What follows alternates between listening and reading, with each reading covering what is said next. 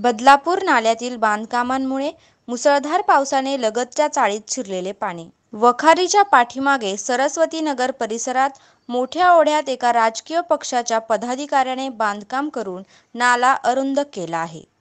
त्या विरोधात शरद पवार गटाचे राष्ट्रवादीचे नेते अविनाश देशमुख यांनी हातोडा आंदोलन केले, तरीसुद्धा या बांधकामांवर कोणतीही कारवाई झाली नाही। त्यामुळे आज येथील चाळीत पाणी शिरले आणि गरिबांचे अतोनात नुकसान झाले।